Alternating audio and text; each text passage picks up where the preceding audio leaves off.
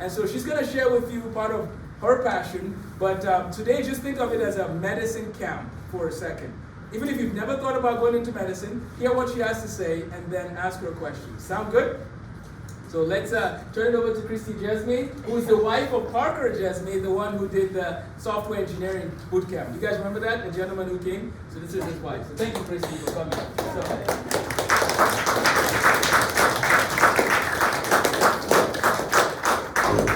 Okay, hi everyone. Like you said, my name is Christy, and I am in my 4th year of medical school right now. So that means that in May I'll graduate and I'll be a medical doctor in May.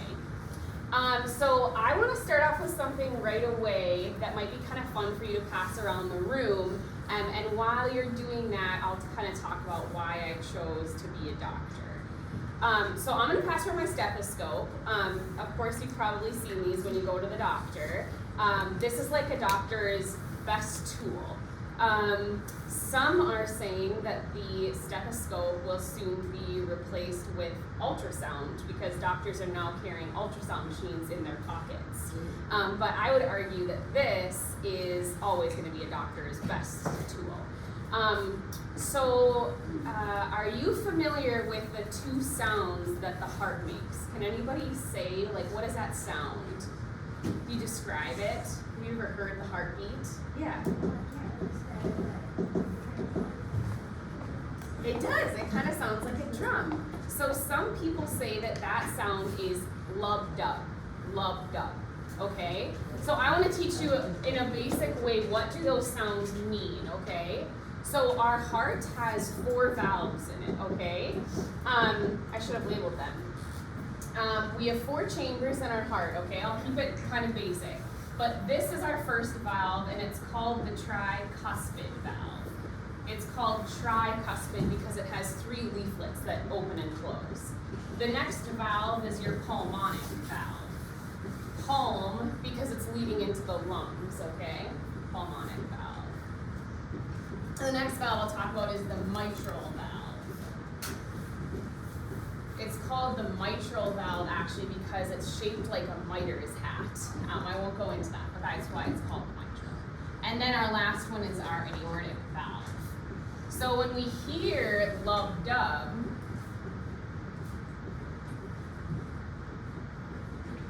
this we'll call as lub right here. The doctors call it S1, okay? This is S1, it's the lub sound. And then the S2 sound is dub.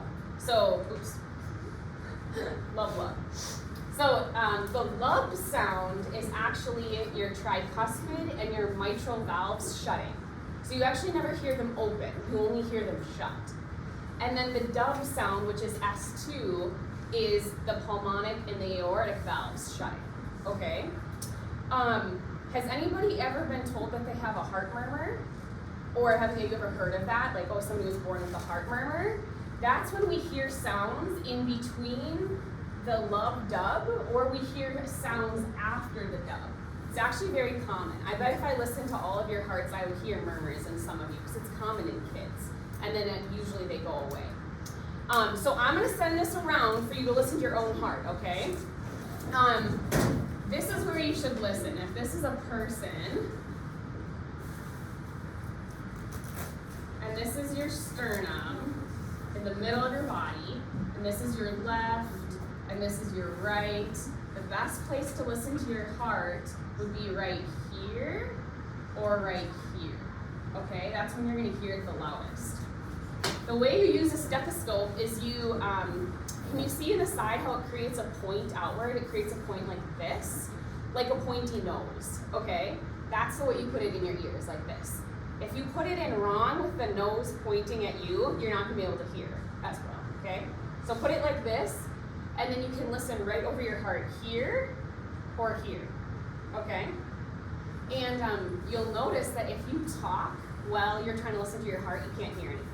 So if you go to the doctor and you're trying to talk to your doctor while they're listening to you, they can't actually hear what they're listening to, okay? There's a little tip for you. So your doctor will be impressed if you're quiet when they're listening to your heart and lungs, okay? So I'm gonna pass this around, take a quick listen. If you can't hear it, that's okay. Sometimes it's hard to hear our heart sounds. Sometimes they're not very loud. So I'm going to pass it around. You can think about your valves opening and closing, okay? But we can only actually hear them when they shut.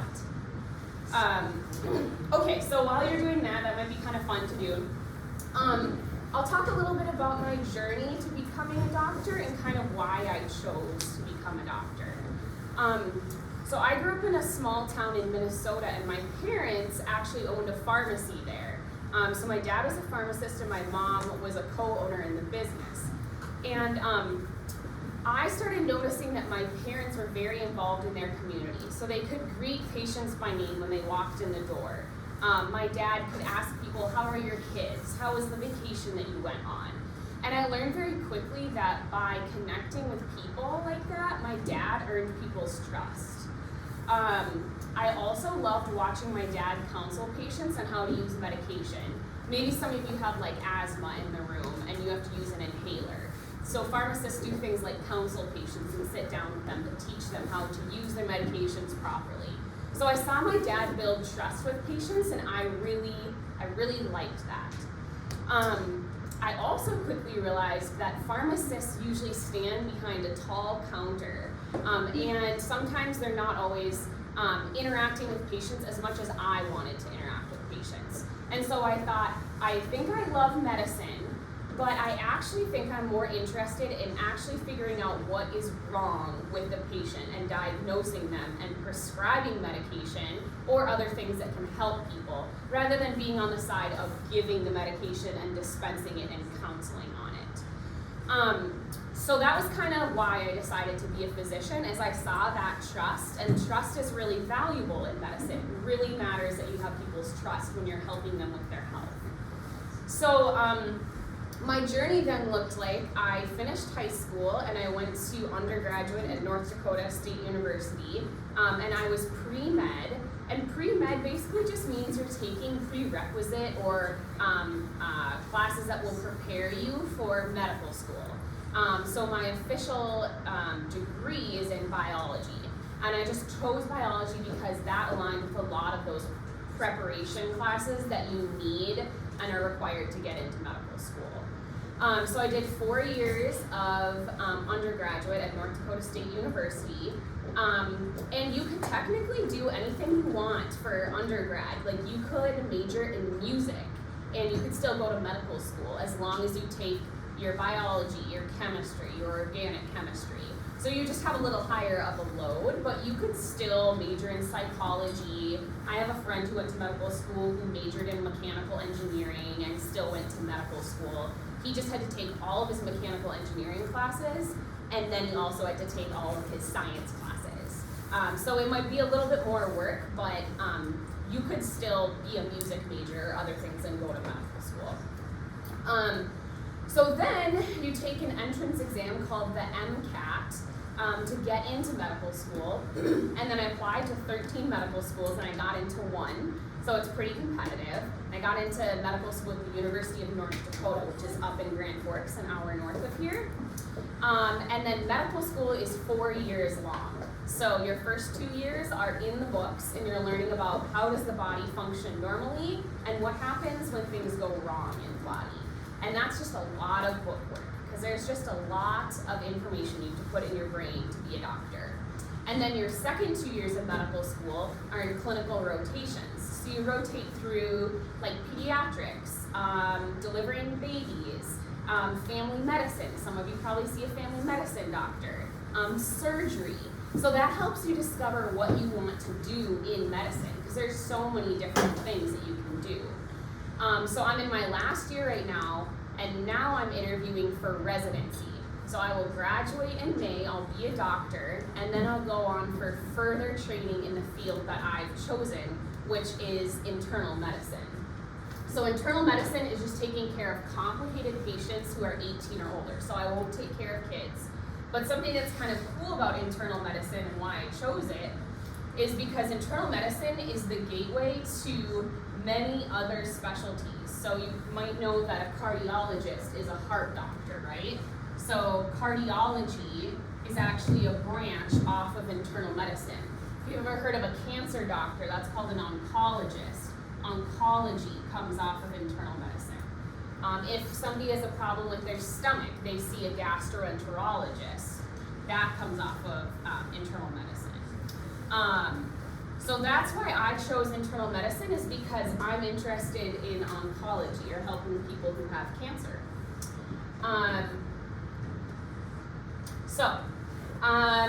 I wrote down some other ideas for the medical field besides just being a doctor, because being a doctor is a really long path, and you have to be kind of certain that you're really passionate about school and learning to become a doctor. So for me, like what I went over, I did 4 years of undergrad, 4 years of medical school, and then for residency, I'll go for 3 years. Residency can be longer than 3 years. If I wanted to be a neurosurgeon, I'd have to go for 7 years to residency. Yeah, you gotta be careful when you're poking at the brain, right? So my path will be 11 years before I'll be functioning completely on my own as a doctor. There are other options as well. So maybe you've heard of physician's assistants, or PAs. So they go to 4 years of undergrad, and then they go to PA school for 3 years, so a total of 7 years, and then they can practice on their own, actually. You could become a nurse. That's 4 years of undergrad to have your BSN, or your Bachelor's of Science in Nursing. Nurse practitioners, they go for their BSN for 4 years, and then they go to nurse practitioner school for about 2 years. So that'd be about 6 years to become a nurse practitioner. A pharmacist, this is what my dad is. You would go to 2 to 3 years of undergrad, and then it's like 4 years of pharmacy school, so it'd be about 6 to 7 years for pharmacy. The cool thing with pharmacy is that you can actually go to residency, like I'm gonna go to residency for pharmacy if you wanna do something really specialized. So if you wanna be a pharmacist who gives cancer drugs, you can go to residency specifically to do that. And then another one that not a lot of people know is you can become a medical laboratory scientist. So for example, there are certain cancers that can happen in the blood. And when a doctor would say, I need a lab draw, I need a blood draw, they send that to a lab, and a medical laboratory scientist looks under a microscope and says, are there cancer cells here? They can also detect like bacterial illnesses. They can detect certain things like malaria. You can see that under a microscope. So this would be 2 to 3 years of undergrad, and then 1 to 2 years of getting into a laboratory scientist job. And we actually have one of my friends is a medical laboratory scientist, and he really likes it. Does anybody have questions on those pathways that I can answer before I teach you more about the heart? Yeah. And a nurse is like a bachelor's degree, is there also like a master's degree? So the master's degree is nurse practitioner, is going further, yep. I think you could maybe get your PhD to teach as a nurse, but I don't know for sure. I'm thinking probably. Yeah? What would you do if you wanted to make new medicine? If you wanted to make new medicine, you'd probably become a chemist and then go from there and get your master's degree, and then you could go on and get a PhD to invent drugs. My brother actually is a chemist, and that's what he wanted to do. So he went for his master's, and then he changed and became a paramedic. Yeah? Do you think anybody's ever going to find out the result of cancer or how to fix cancer? That's a good question. So actually, 50% of cancers right now that we know of can actually be cured, which is the highest rate ever in history. Cancer is very sneaky because it can pop up at any time. It's just a problem that happens in the cell cycle that your cell just decides, oh, I'm going to blow past this checkpoint and keep growing. Cancer is essentially unchecked growth. So there are some cancers that are just so sneaky, and they hide in your cells, and they know how to hide in a certain way so your immune system doesn't see them. Do I think every cancer will be cured? I don't know. Probably not in our lifetime. But cancer treatment is the best that it's ever been, which is why I'm interested in it.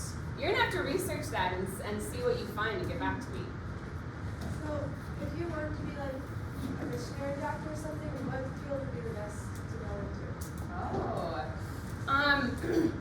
So if you want to do mission work and do it medically, you could do a lot of different routes. Like you could go to nursing school and you could go do medical missions as a nurse. That'd be like your quickest route, right? Because nursing's 4 years.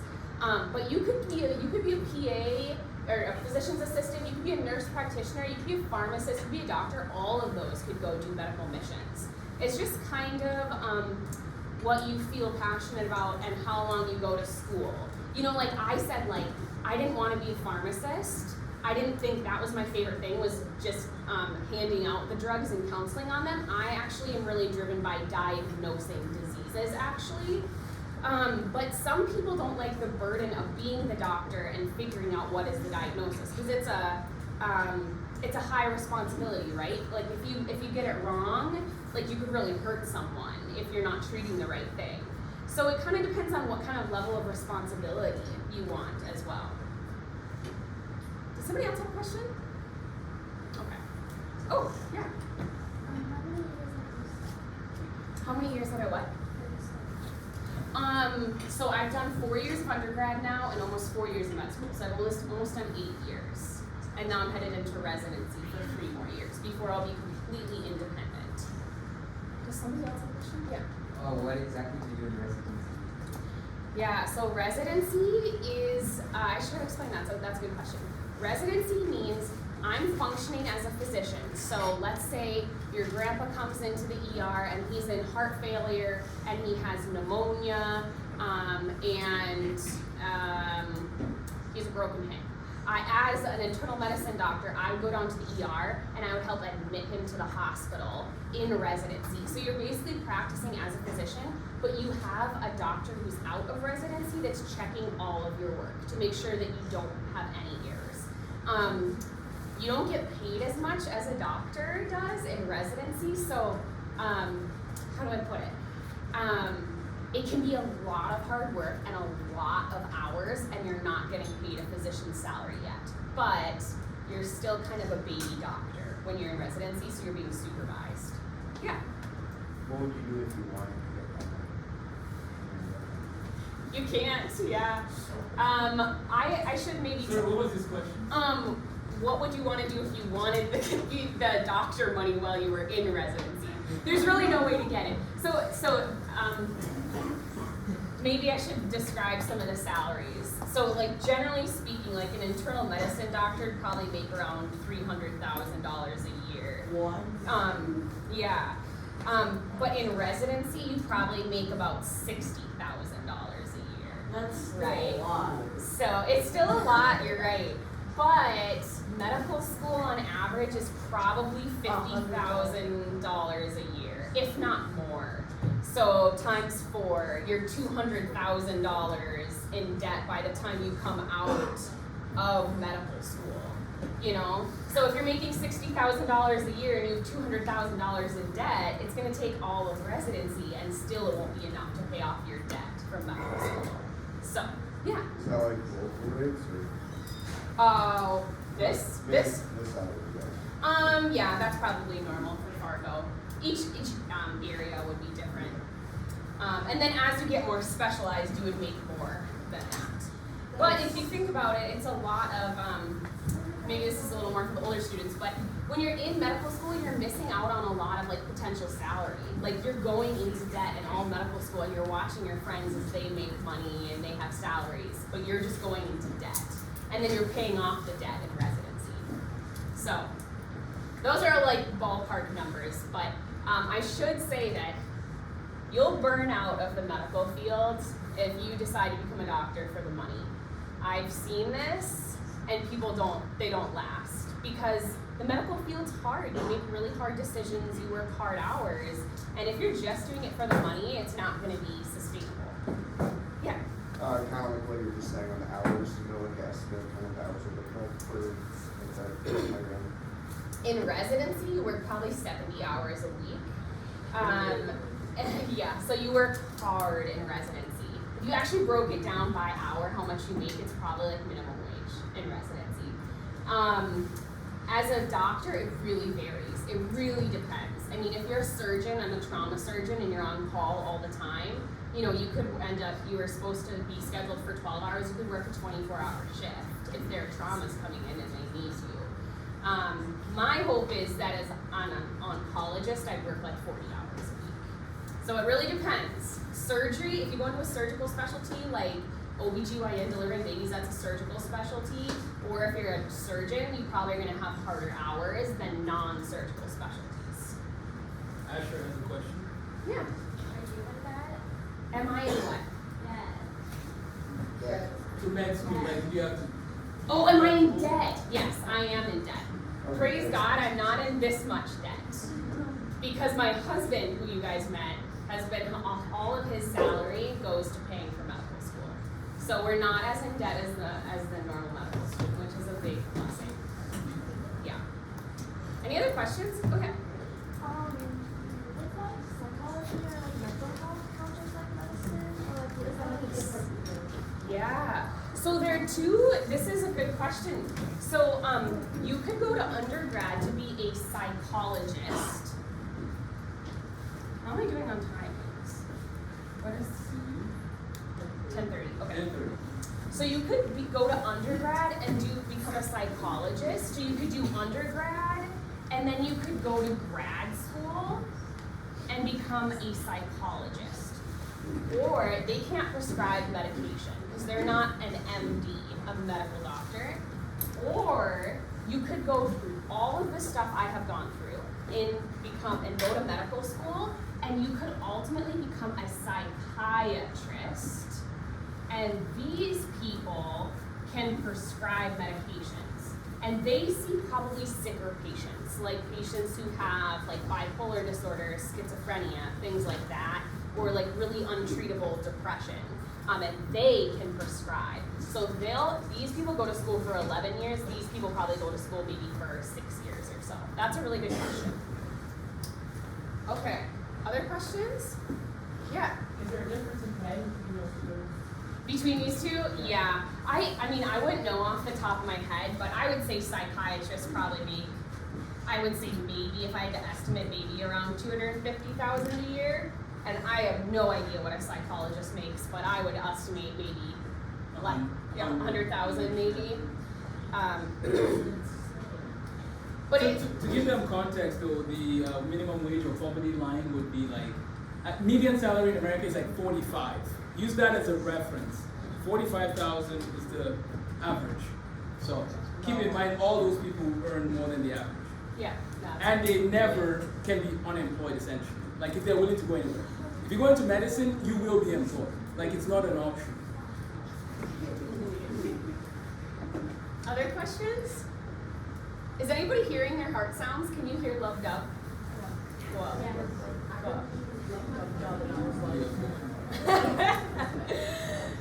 Okay. Well, I want to share just a couple other things, and if you guys have questions, I can answer them after kind of this next section. I was going to teach you something kind of interesting about the heart. So has anybody heard of strep throat before? Yeah. Has anybody in here ever been diagnosed with strep throat? Yeah. Did you go to the doctor? I hope you went to the doctor. Okay. So I'm going to just teach you something that's kind of interesting since it's winter and we're talking about the heart. So there's a certain organism that can cause what we call strep throat, and it's called Streptococcus pyogenes. So kind of a long name, but it's a certain bacteria. And when we get this and we get an infection in our throat, our immune system is activated to fight the bacteria. But something can happen that's a little bit sneaky about Streptococcus pyogenes. So our body makes antibodies. Maybe you've heard that word before with COVID, antibodies. Our immune system makes antibodies to the Streptococcus, okay? But something interesting that happens and can happen in our body, not every time, but sometimes, is our body can kind of make a mistake and create these antibodies to something called M protein. And M protein makes up the mitral valve, okay? So our body accidentally, trying to clear the infection, makes antibodies that decide to attach to our mitral valve. And that damages the mitral valve and causes our blood to start flowing backwards in the heart. which can then flow back into the lungs. So this is really destructive to the mitral valve. So this is why we go to the doctor when you have a sore throat and they swab your throat, is because if an infection like this goes untreated, our body can get confused and make antibodies against the mitral valve, which can cause serious problems, and you could someday have to have your mitral valve replaced. So there's actually a really simple fix to this. When you have strep throat, you're treated with a certain antibiotic. It's the most basic antibiotic there is. You've probably heard of it before. It starts with a P. What antibiotic do you know that starts with a P? I think someone said it. Someone say it back there? Penicillin. Good job. So penicillin is the first antibiotic ever created. I believe it was created, I was going to look at the history on this. I believe it was created around World War I. Don't quote me on that though. We can actually treat this with the most simple antibiotic so that none of this happens. The other thing I was going to teach you are just a couple criteria that can happen when somebody gets this infection and it attacks their mitral valve. It's called rheumatic fever. And it has some very weird signs and symptoms that can happen, okay? The first one is it affects your joints. So kids' joints will hurt, like their elbows and their knees and their wrists. And it can move all over the place, like their wrist will hurt one day and then their knee will hurt the next day. The O is actually a heart. It can cause pancarditis. Itis in medicine means inflammation, so it can cause inflammation around the heart. N is nodules. It causes these little bumpy nodules underneath the skin. E is erythema marginatum. And this is actually a rash that has these very interesting borders. They're very thick borders. You can almost trace the borders. And the last one, I need my journal to spell this one. The last one is called Sydenham chorea. And chorea actually is another word for like dancing movements. And kids can't control their arms and legs. They can't control the movements. So these are a sign that somebody had an untreated strep infection, and it can cause all of these problems in addition to attacking your mitral valve. But all of that can be prevented with penicillin. Okay, there's some questions. Yeah? What if you get your tonsils taken out? You can still get strep throat. But people do have to get their tonsils out because it actually can like block your breathing and you can get frequent infections in your tonsils, but you can still get strep throat. That's a good question. Yeah?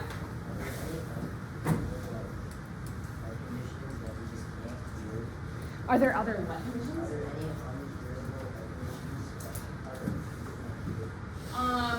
Yes, I'm not a cardiologist, but there are quite a few heart conditions that can't be cured. There is one, I'll teach you about one interesting heart condition. When our heart forms, the vessels spiral around one another, but in babies in the womb, sometimes our heart doesn't form the right way and the blood vessels don't spiral. So basically, the right atrium and right ventricle are connected and they never spit blood out to the heart. And this side of the heart is connected and it never spits out blood back into the lungs. And so in that condition, it's an emergency and they can do open heart surgery on babies, but it's not always correctable because your circuits aren't connected for your blood to be oxygenated by your lungs. So that is called transposition of the great vessels. You can look that up later. The pictures are very interesting. Yeah? Do you think that the last thing you said for rheumatic fever was the past of the dancing club? Was part of what? The past of the dancing club, where people couldn't stop dancing until they died? I've never heard of that. I can't imagine they all had strep throat. But you're gonna have to look into that and get back to me. That's a really good question. Does anybody else have questions? Then I'm gonna share a story and then I'm gonna share something from the Bible. Yeah? How many years would it take to become a surgeon? Ooh, yeah, that's a great question. So It's like for 12 years old. Surgery, it's actually a 5-year residency, so then that would be 13 years to become a general surgeon. If you want to become a cardiothoracic surgeon and operate on the heart and the lungs, that's 7 years of residency, so it'd actually be 15. And you're saying this is after high school? Yep, this is all after high school. Yep. Does that make sense? So at 18 years old, add 18 plus, what did you say here, 15? 15 So years. 18 plus 15, so about 33 as a cardiothoracic surgeon. Yeah. But then, yeah, you could probably pay rent after that. Yes. Yeah, maybe. How long is a neurosurgeon? Neurosurgeon's also 7 years, Yeah. so it'd be 15 years after high school. Yeah. Yeah. Well, we're trying to explain about the dancing time. Yeah. So, I can't remember the time, but it was like somewhere around France or Italy. I'm pretty sure what I remember about it. I don't have the best memory, so I don't remember. It was where the whole president stopped dance. I have it in France. I should look it up. Okay. We can ask our history teacher that later. It was Yes. during 15, 18, that's the dancing Okay. Oh, the dancing plague. Is that what you were talking about, Lily? Yeah, that's what Oh, she okay, so said. the dancing plague. Okay, so what year did you say? thing. 15, 18. 1518, actually, right after the Reformation, which was 1517. Interesting. A year later. Okay, we're Yeah, going to the look dancing into what plague. they think caused that. Yeah, we actually have the opposite problem at this school. People don't dance. People don't dance. We need to. Oh, I need to fix that. Okay, sorry. I'm gonna let Christy share her story. Please, sorry. Let's let her share. I'll just wrap this up. I'm just going to share a story. No, she's gonna share. Okay, so I'll just share a quick story. And I hope that this inspires you to really think about why you would want to become a doctor or go into the medical field. So a lot of times, patients have something wrong with their body. They're in pain. They're wondering what the diagnosis is. But a lot of times there's something deeper going on inside them, like in their heart, in their soul. It can be really scary to have feel like you're not in control of your health. So something that really I have found drives me in medicine and helps me keep going with all the studying is the personal connection and trust that you can build with patients. So I just want to share a quick story on that. I was seeing a patient in the ER, and he was there because he had drank so much. He was very, very sick. He had drank a lot of alcohol, and he had problems with alcohol for years and years. He was very sick because of it. And I went in there actually with a psychiatry resident, and we were talking to him about some of his mental health problems that he had going on. And when we got done talking to him, he looked us in the eyes, and he had big tears in his eyes, and he said, "If I can ask you one more thing, I would ask that one of you girls could pray for me, because I really need help." And the psychiatry resident, I believe, was of a different religion than me, of being Christian. And so she was very uncomfortable and said, "I'll keep you in my thoughts." And I said, "Well, I'll stay and I'll pray with you, and the psychiatry resident can go back to her work." So I stayed with him and I prayed with him and talked with him about Jesus. And the psychiatry resident and I had to come back with another physician to see the patient about 30 minutes later. And when we walked in the room, he was totally different. He had a smile on his face. He was completely different than when we had seen him together. And when we walked out of the room, I saw the psychiatry resident look at me and say, "He was different after you prayed for him." And I watched the wheels turn in her mind. And so that is something I would encourage you with, is that people are broken and hurting, and in the medical field, there's sometimes a window that opens in people's hearts to receive the truth of Jesus Christ and to receive hope that you can offer them. And I'm not saying that's only in the medical field that you can find that, but that's what I found to keep me going in medicine when it's really, really hard. So I just wanted to share a story because Jesus is our greatest physician. He's the best example you could ever have of a doctor. And I wanted to share just 2 examples out of Matthew 9. And so when I look at the Bible and I use Jesus as an example of the greatest physician there is, I see that he sees people's heart problems first. He sees what's going on inside of them and he addresses that. And then oftentimes after he addresses what's going on inside of their heart, then he heals them. But he's actually more concerned about the condition of our heart oftentimes than even like some of the problems, like if you have some kind of disease. He looks at the heart first and then he heals. So in Matthew 9:1, Jesus stepped into a boat, crossed over, and came to his own town. Some men brought to him a paralytic lying on a mat. Jesus saw their faith. He said to the paralytic, "Take heart, son, your sins are forgiven." So he doesn't heal him first. He actually says your sins are forgiven, and he sees the heart condition and the brokenness in this man. And then later on, he says, "Get up, take your mat, and go home." And the man got up and went home, and the crowd was in awe, and they praised God. I want to share one more example from Matthew 9.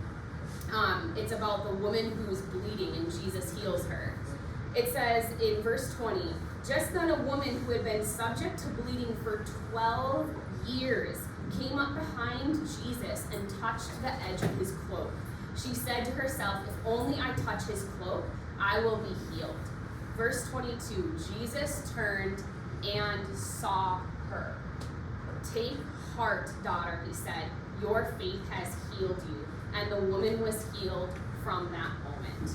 So I wanted to share that with you because Jesus cares about the condition of our heart, and he's the greatest physician that we can have because he can heal everything inside of us.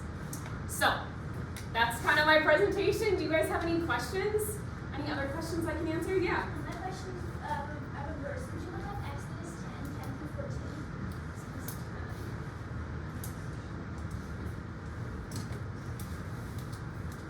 You want me to read it? Yes. Pharaoh said, "The Lord be with you if I let you go along with your women and children. Clearly you are bent on evil. No, have only the men go and worship the Lord, since that's what you have been asking for." Then Moses and Aaron were driven out of Pharaoh's presence. And the Lord said to Moses, "Stretch out your hand over Egypt so that locusts will swarm over the land and devour everything growing in the fields, everything left by the hail." So Moses stretched out his staff over Egypt, and the Lord made an east wind blow across the land all that day and all that night. By morning the wind had brought the locusts. They invaded all Egypt and settled down in every area of the country in great numbers. Never before had there been such a plague of locusts, nor will there ever be again. Is that the right one? Yes. So I was going to say from that verse, like, there's also other verses like that God, if God tells you something and does that, God can do miracles, God can do things that nobody else can ever do. And in the entire world, yes, we have things and stuff. Nobody can ever do stuff like that. Yeah, thank you for sharing that. Very cool. Well, let's thank Christy for.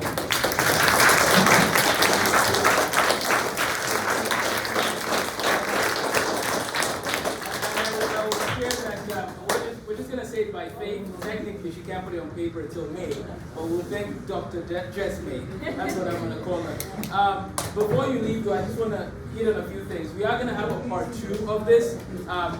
We have a book on the history of medicine in our library, and we'll make that available to you. From what I know from most of you, I have not met many that want to be doctors yet, and that's okay, and not everybody needs to go into that. But I do want to say, from what I gauged from some of their questions, one of the issues when the debt question came up, I just want to tell you that number one, part of what we do at LifeSTEM is we encourage you to take as many college courses as you can, clep as much as you can, and try and pay $0 for your undergrad. That's really our goal. So if you're paying $0 for your undergrad, but you're working at Chick-fil-A or working somewhere and you're saving that money and working 40 hours in the summer, you will have quite a bit to try and hit on the medical school amount. Does that make sense? So don't worry about, let the debt not scare you. But if you do some of this training, some of these people, not all, but some of them are up in the $600,000, $700,000 range. Orthopedic surgeons, $700,000, depending on where you work. And there are nurses who earn hundreds of thousands too, if you work 80 hours a week, right, as a traveling nurse. So don't worry about the money, okay? But if you feel called to make an impact in medicine, the Lord can make a way. But then number two, I do want to encourage you again, keep in mind that, when you start making $500,000 a year, you can live off $50,000. And you can pay off your med school in 1 year. Like, don't buy a Lamborghini. Just pay off. Does that make sense? So if you guys are interested in medicine and maybe you give us your email if the older Yes, students of want to course. reach out. If you don't mind, we'll have you back for part 2. Yes, But I will of course. prepare them. So thank you so much, Dr. Jesme.